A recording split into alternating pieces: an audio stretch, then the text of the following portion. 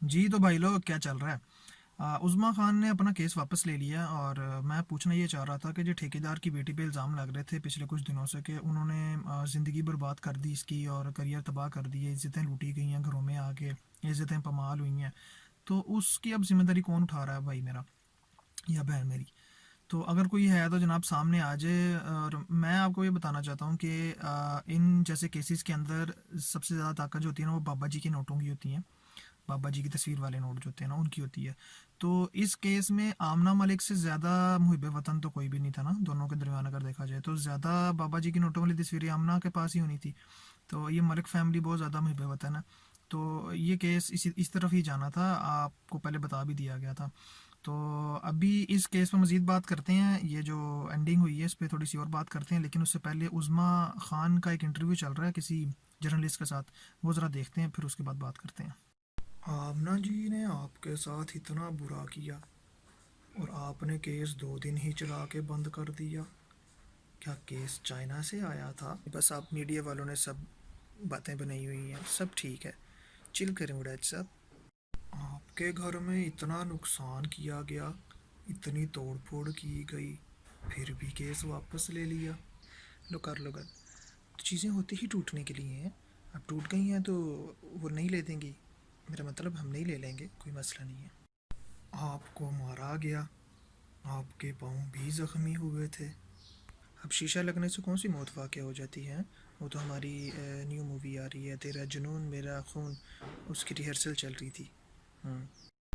उन्होंने अपने security guard को कहा कि इसको हाथ लगाओ। उसे तो तुम रहने ही दो, मर जाना कहीं का। इतने साल अम्मा जी के साथ काम करके भी उसे पता नहीं चला लड़कियों को हाथ कैसे लगाते हैं। सुना है आपने दुबई में फ़्लैट ले लिया है। दुबई में नहीं, दुबई चौक में बड़ा साहिब। वो घर में इतना तोड़ फोड़ हो गया था, इतना ख़राब हो गया था घर, तो मैंने कहा कि हाँ 2-3 दिन लगा के सफाई करूँगी, नया फ्लैट ले लेते हैं, ज़्यादा आसान है।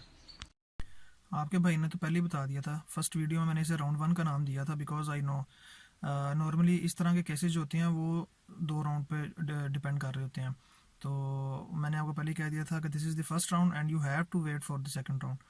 तो जनाब सेकंड राउंड अभी आ गया है और उसको भी आपको पता चल गया है। तो इस तरह के केसेस में जो पहला राउंड होता है ना वो अनप्रिडिक्टेबल होता है, उसमें आप लोगों को नहीं पता होता कि क्या होना है। उसमें जिसने अपनी ताकत दिखा दी उसने दिखा दी, जो अपने फौजी लेके सिक्योरिटी गार्ड लेके घुस गया घर के अंदर घुस गया, जिसने चढ़ाई कर दी। तो वहाँ पर आपको पहले राउंड के अंदर आपने अपनी ताकत आजमानी है। लेकिन जो सेकंड राउंड होता है वो प्रिडिक्टेबल होता है, उसमें आप कुछ नहीं कर सकते। उसमें बाबा जी के नोटों वाली तस्वीरें जिसके पास ज़्यादा ना वो जीतेगा। तो बाबा जी के नोटों वाली तस्वीरें किसके पास ज़्यादा हैं अभी पहले बात हुई है, शाबाश बताएं। तो मलिक साहब की फैमिली से ज़्यादा मुहब वतन कोई नहीं है, सबसे ज़्यादा नोटों वाली तस्वीरें उन्होंने जमा की हुई हैं। तो ये सेकंड राउंड हमें पहले ही पता था कि उन्होंने ही जीतना और वही जीती हैं, because Baba ji so strong. मेरा सवाल अब उन लोगों से है जो टैंकों के नीचे लेटने के लिए भी तैयार थे और जो अपने ऊपर तोपें चलवाने के लिए तैयार थे, जिन्होंने घुंघरू पहन के जो डांस कर रहे थे पिछले 2-3 हफ्तों से, उस्मा खान को इंसाफ दो इंसाफ को वेलें करवा रहे थे उसकी नाम की। वो अब क्या करेंगे? वो जब ये सब कुछ मामला हुआ है तो वो मेरे ख्याल से अब एक दूसरे का देख रहे हैं मुंह यार। तो उनको समझ नहीं आ रही कि अब करेंगे, किसको गालियां दें, खुद को दें, उस्मा खान को दें, आमना मलिक को तो पहले ही दे रहे थे। तो अभी ज़्यादा मज़ा इनको तब आएगा जब इनको ये पता लगेगा कि आमना मलिक ने जो पैसा दिया है वो मलिक रियाज से लेके दिया है, और मलिक रियाज ने इसी कौम से लेके आमना मलिक को दिया है, और आमना मलिक ने मलिक रियाज से लेके उस्मा खान को दे दिया। तो जो उस्मा खान के नाम के नारे लगा रहे थे वो एक्चुअली अपने ही पैसों से उस्मा खान को जो है उन्होंने छुड़वा दिया। तो पैसा दिया। जका साहब के बेटे ने एंट्री दी है और उन्होंने कहा है कि Uzma Khan is not a star but a porn star.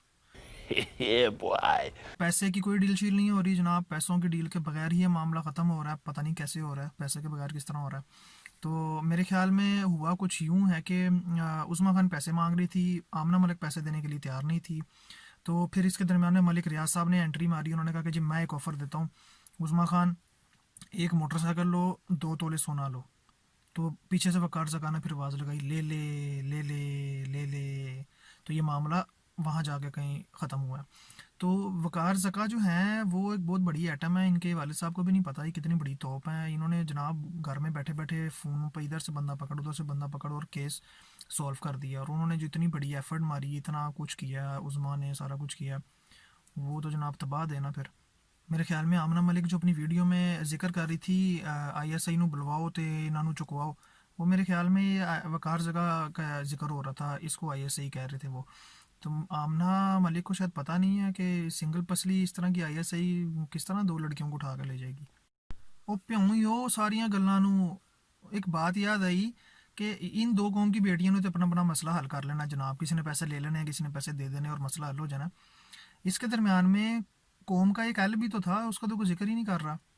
Usman Malik, उसका क्या बना है जनाब? उसका तो कोई पता ही नहीं चल रहा, वो किधर है? वो जो मेन दरमियान में एक हड्डी थी कबाब की, वो उसका जिक्र ही कोई नहीं कर रहा। तो उसका तो जनाब मज़ा आने वाला है। वो तो अपनी बेगम से भी गया और अपने मशूकड़े से भी गया। तो अब मज़ा मुझे जो इंतज़ार है वो अगले साल चांद रात का है। अगले साल चांद रात पर वो जनाब अपने मशूकरे की तरफ तो नहीं जाएगा, वो हमारी तरह ही नई से बाल कटा के घर आके लोंडों के साथ ही चांद रात गुजारेगा महल्ले में। देखती आंखों सुनते कानों को तारक अजीज़ का सलाम। आज का सवाल वॉशिंग पाउडर निरमा बनाने वालों के तावन से पेश किया जा रहा है।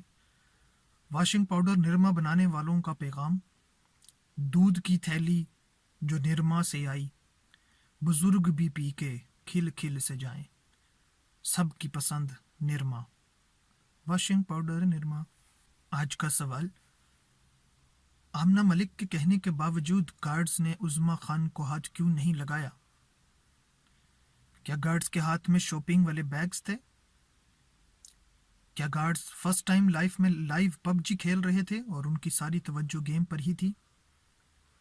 या गार्ड्स खुद भी एतकाफ से उठ के आया था और वो गैर महरम को हाथ नहीं लगाना चाहता था? या गार्ड्स बहुत ज़्यादा प्रोफेशनल था और उसे पता था कि एक हाथ से मज़ा नहीं आना, लिहाजा उसने कहा कैमरा बंद करो, फिर दोनों हाथों से हाथ लगाओ उसको। ठीक जवाब देने वाले के लिए इनाम रखा गया और वो इनाम है, मैं नहीं बताऊंगा।